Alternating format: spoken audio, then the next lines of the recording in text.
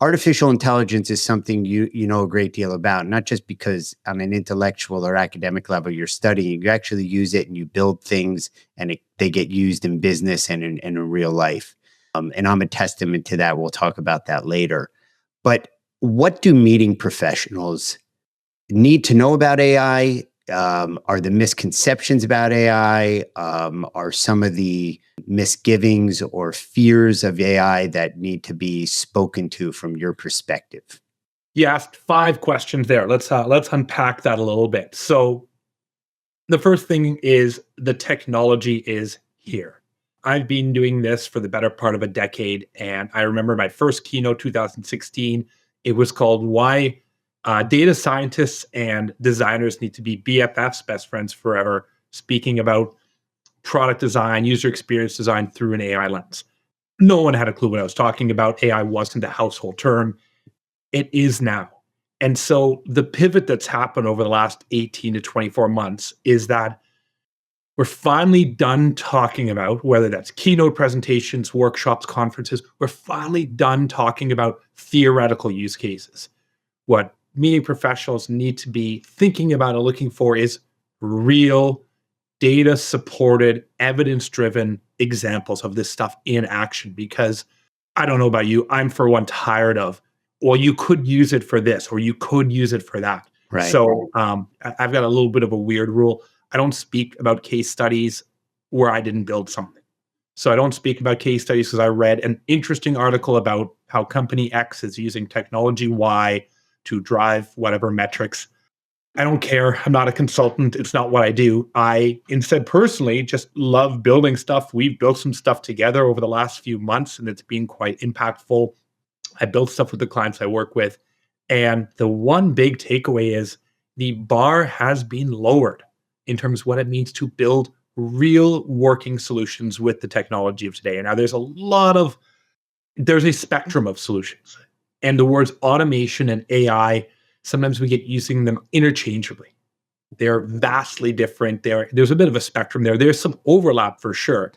And we are just at the earliest stages of this stuff. That's the one thing I always remind people of. ChatGPT, and I'm going to use that term the same way people call it Kleenex.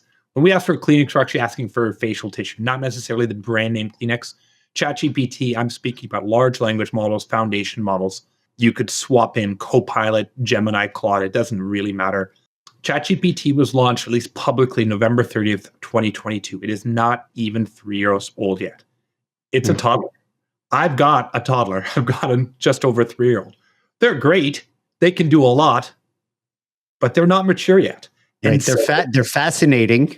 They're fascinating. They're fun. They're interesting. So the biggest mistake I see, the thing that drives me insane, I'm going to try not to swear today, is when we look at the capabilities of today and assume those to be the capabilities of tomorrow. And what I mean by that is there was a really interesting experiment a group of researchers published about a month ago, and it made me very upset. They ran an experiment. I know what they were trying to do, and they tried to run a company built on a whole bunch of AI agents talking to one another. It was a disaster. It didn't work. So they had an HR agent, a finance agent. They just kind of said, all you agents go run this business together. And they said, look, this doesn't work. Okay, true, it doesn't work in 2025. But a year ago, even the term AI agent wasn't in our vernacular. Right. So if we instead say, cool, this was a failure, but look at the progress and extrapolate that progress. I'm a futurist. I'm a foresight person by default, not necessarily just a technology person. If we instead look at the trajectory that technology is going on, as business leaders, we need to say, just because it's not possible today, how do we set ourselves up for the success when that is available to us?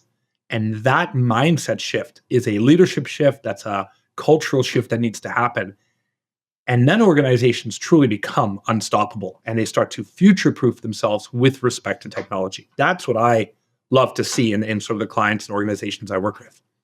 Speak a little bit more to that mindset shift, that, our audience needs to make right now to kind of, I don't know if it's cliche, stay ahead of the curve, or, my sense is there's so many, there's junior, senior, Luddites, high-tech nerds, and there's fear of I don't know enough, or it's going to take my job. Speak to that mind shift.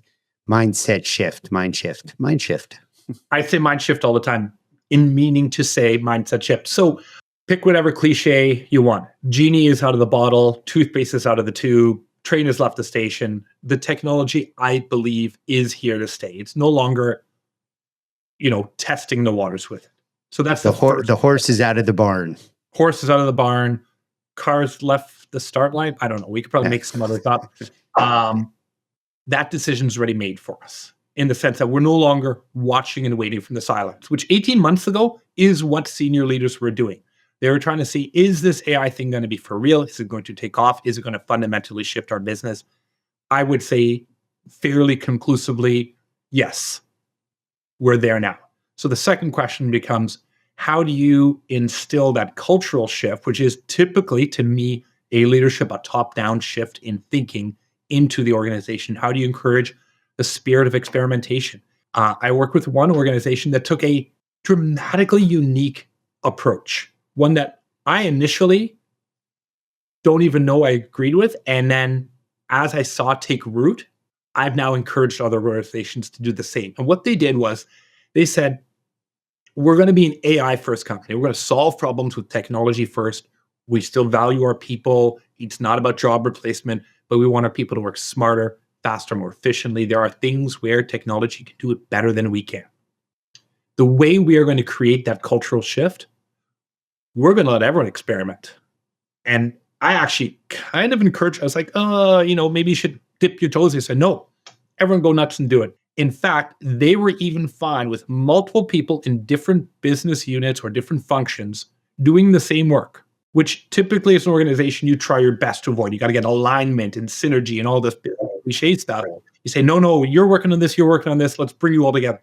I said, no, let Tom, Jenny, and Sarah all go solve the problem on their own, because we want them to see what's possible when it happens. And we kind of let that happen within the organization for 6 or 8 months. And once people felt empowered, they felt strong using these tools, they felt excited, then we started bringing them together and kind of like reeled it in a little bit. And it worked remarkably. It worked so well that I'm encouraging other organizations who are considering kind of dipping their toes in the water to just dive in head first instead. So what was the task at hand where I have a certain series of tasks or what is in my realm that I'm responsible for? And they were like, maximize, utilize, whether it's ChatGPT or Claude or Perplexity or whatever, as a tool to solve problems, and kind of an open buffet, just go for it. That was it. It was buffet. Now we didn't give thousands of people licenses all at once, but we gave a few hundred within the organization licenses to use these tools, encourage them to go and innovate and to experiment and to fail and to share back. Were they given any particular basic training on, best practices or anything like that? We did. I actually led those training workshops. I didn't go right away into best practices because staying ahead of this stuff is impossible. I'm an expert. I'll say it confidently. I know my way around these tools. And every time I will speak to others who are using them, I learn something new because I just never thought of asking it for that, or I never thought of configuring things that way. So we didn't want to bias people in terms of here's how you write a prompt, or here's how you set up a custom project, or here's the right tool for the project you're doing. We said, go and experiment. But we created online, we used Microsoft Teams in this case, forums where people could share their best practices. And it was before I could reply as the so-called expert with my perspective. When someone asked a question, 3 other people say, oh, I came across that same problem. Here's how I solved it. Interesting. At least 3 times I can think of in the past few months, someone asked something and said, oh, I'm sorry, I don't actually think you can do that yet.